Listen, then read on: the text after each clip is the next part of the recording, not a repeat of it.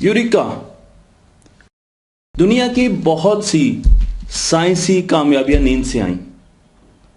बहुत से ऐसे ख्वाब मिले हमें जिन्होंने इन्वेंशंस दी। अगर आपको यकीन नहीं आ रहा तो मैं आपको लेके चलता हूं नील बोहर की तरफ, जिसने एटम का मॉडल नींद में देखा। कपड़े सीने वाली मशीन को तो आप जानते होंगे, जिसे स्विंग मशीन कहते हैं। इसका मॉडल भी नींद में एलिस हॉय ने देखा।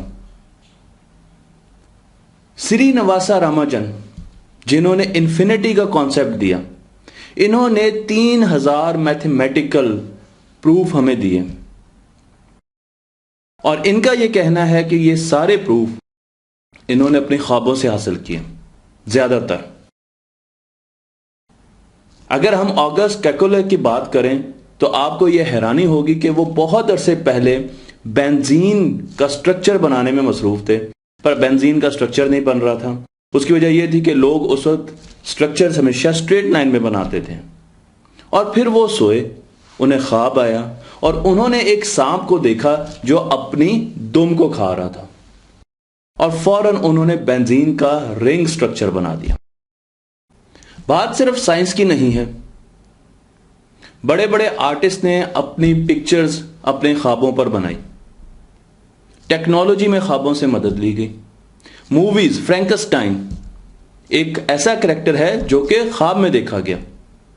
कुकिंग में, डिजाइनिंग में, ये वो तमाम फील्ड हैं जिसमें ख्वाबों से मदद ली गई। अब आप कहेंगे ये तो एक ऐसी बात है जिसका सबूत नहीं है, तो मैं आपको लेके चलता हूं 4 स्टडीज की तरफ जो आपको ये बताएंगे कि हम ख्वाब से सीख सकते हैं, हम नींद से सीख सकते हैं। तो सबसे पहले हम चलते हैं 1993 में हार्वर्ड मेडिकल स्कूल में, जहां पर प्रोफेसर डाइड्रे बैरेट, जो कि अभी भी मौजूद हैं, इनकी टॉक्स आप यूट्यूब पे देख सकते हैं। ये 76 लोगों के साथ एक एक्सपेरिमेंट करती हैं और उनको ये कहती हैं कि वो कोई भी मुश्किल क्वेश्चन सोच लें, कोई ऐसा प्रॉब्लम सोच लें जो उनके नजदीक मुश्किल हो, और वो 2 ग्रुप में लोगों को करती हैं। एक ग्रुप को सुला देती हैं और दूसरे ग्रुप को वो प्रॉब्लम सॉल्व करने पर लगा देती हैं। जब पहला ग्रुप उठता है और वो प्रॉब्लम सॉल्व करता है तो वो अपने रिजल्ट्स जो है उनको कंपाइल करती हैं और एक रिसर्च पेपर लिखती हैं जो कि ड्रीमिंग जर्नल में वॉल्यूम 3 नंबर 2 में शाया होता है। और उसमें वो अपने स्टैटिस्टिक्स देती हैं और बताती हैं कि वो लोग जो सोए उन्होंने बहुत जल्दी अपने प्रॉब्लम सॉल्व कर लिए। दूसरा रिसर्च पेपर 2004 में, ये मेजर रिसर्च पेपर्स हैं, इनके अलावा भी बहुत स्टडीज हो चुकी हैं। जैन बॉन ने ये स्टडी की और वो हैं यूनिवर्सिटी ऑफ ल्यूबेक, जर्मनी से ताल्लुक रखते हैं। उन्होंने नंबर्स लिए, मसलन हम नंबर लेते हैं 1 और उन पर कुछ रूल्स अप्लाई किए। मसलन 1 को 2 से ज़र्ब दे दें, 4 ऐड कर दें, 3 उसमें से सब्ट्रैक्ट कर दें, 2 से उसको डिवाइड कर दें, इस तरीके के रूल्स दिए। और उसके बाद हमारे पास नंबर आया 30। हमने 1 लिया, 30 है, और उन्होंने कहा कि आप इस तरीके से ये रूल्स अप्लाई कर करके नंबर्स जो है उनको दूसरे नंबर्स में कन्वर्ट करें। अब एक ग्रुप को उन्होंने सुला दिया।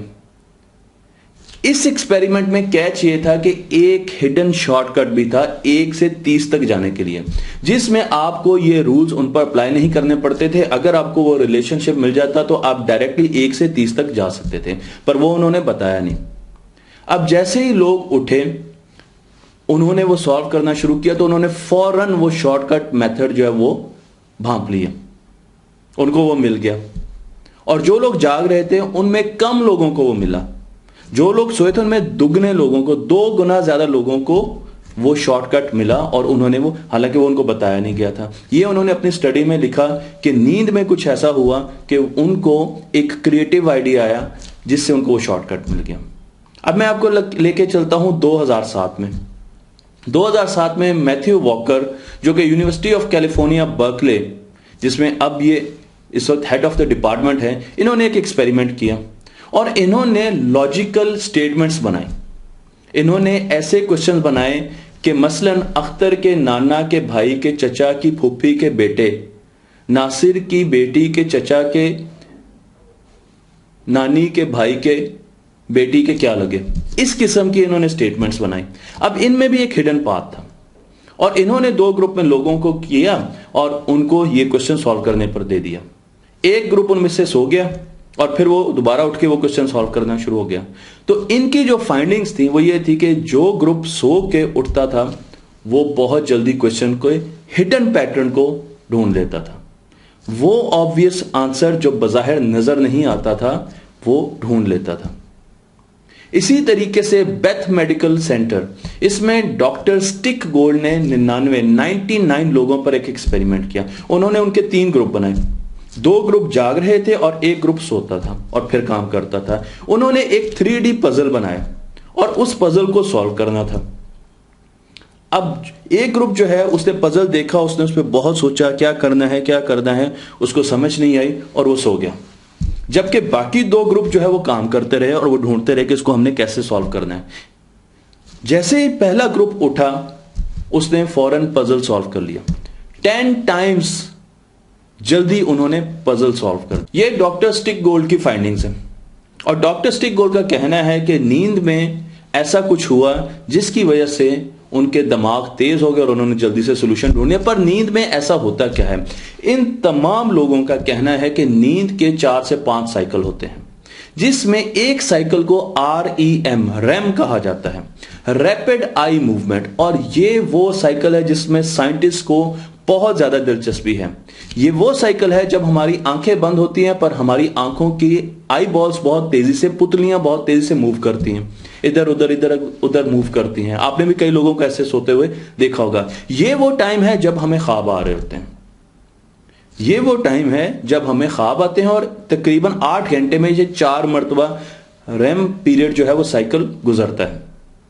और इस साइकिल में, इस पीरियड में हम क्या करते हैं? हमने दिन में जिस कॉन्सेप्ट पे सबसे ज्यादा सोचा होता है हम उसको अपनी मेमोरी बना रहे होते हैं, हमारा दिमाग उसको लेता है। दिन में हमने अगर एक मैथमेटिक्स के फॉर्मूले को सोचा है तो हमने सिर्फ मैथमेटिक्स की चीजें उस पर अप्लाई की हैं।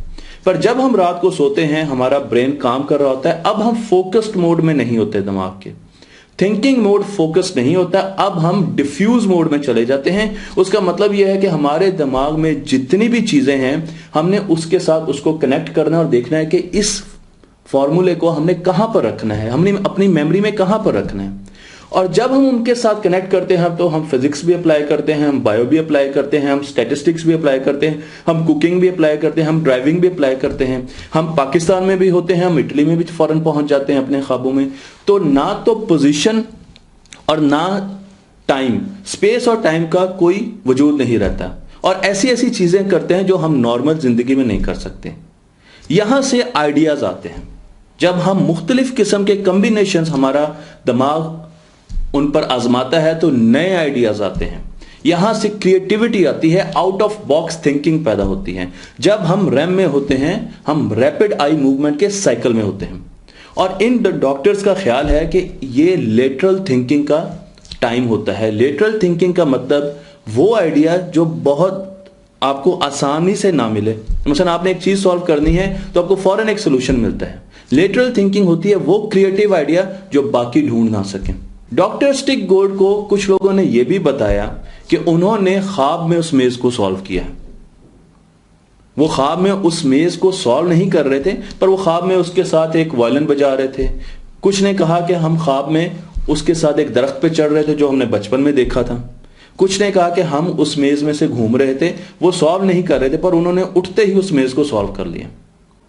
आपने भी यकीनन अपनी जिंदगी में ख्वाब में कोई प्रॉब्लम सॉल्व किया होगा, मैंने तो अपनी जिंदगी में किया है। डॉक्टर स्टिक गोल्ड ये कहते हैं कि ख्वाब आपको आ सकते हैं और अगर किसी चीज के बारे में आपको ख्वाब आते हैं, आप रैम में जाते हैं तो आप उसको बड़ी जल्दी सॉल्व कर लेंगे। पर अमूमन ख्वाब हमें भूल जाते हैं, इसलिए आप हमेशा अपने पास एक कॉपी पेंसिल रखें ताकि सुबह जब आप उठें तो फौरन अपने ख्वाबों को लिख लें, डॉक्यूमेंट कर लें। हम जितने भी ख्वाब देखते हैं उनमें से अक्सर हम भूल चुके होते हैं, पर जो ख्वाब हम देखते हैं उनसे हमारे सॉल्यूशंस जो हैं वो हमें मिलते रहते हैं। तो अगर आप किसी प्रॉब्लम के बारे में ख्वाब देखना चाहते हैं तो 2 चीजें आपको करनी होंगी। एक तो ये डॉक्टर स्टिक गोल्ड कह रहे हैं, आपको उसके बारे में बहुत ज्यादा एक्साइटेड होना पड़ेगा, आपको उसको अपने ऊपर सवार करना होगा, तभी आपको उसका ख्वाब आएगा। और दूसरा ये कि आपको नींद से पहले उसके बारे में सोचते हुए सोना होगा। اگر آپ یہ 2 کام کریں گے تو بہت زیادہ چانسز ہیں کہ وہ آپ کو خواب میں آئیں گے. یہ ضروری نہیں کہ وہ خواب آپ کو یاد رہے. صبح اٹھ کے ہو سکتا ہے وہ خواب آپ کو یاد نہ رہے, پر جب آپ اس پرابلم کو دوبارہ سالو کرنے کی کوشش کریں گے تو آپ کے پاس بہت زیادہ کریٹو آئیڈیاز آ چکے ہوں گے. تو کریٹیوٹی کے لیے ضروری ہے کہ آپ چیزوں کو, پرابلم کو نیند سے پہلے سوچیں. تو مجھے امید ہے کہ اب آپ کو نیند کی اہمیت کا بھی احساس ہوا ہوگا اور آپ کو پتا چلا ہوگا کہ نیند ہمارے پاس ایک بہت اہم ٹول ہے جس کے بارے میں اور بہت زیادہ ویڈیوز کروں گا اور اس کی افادیت کے بارے میں آپ کو بتاؤں گا. کریٹیوٹی کے لیے نیند بہت ضروری ہے اور آپ سو کر بھی بہت زیادہ کریٹو ہو سکتے ہیں.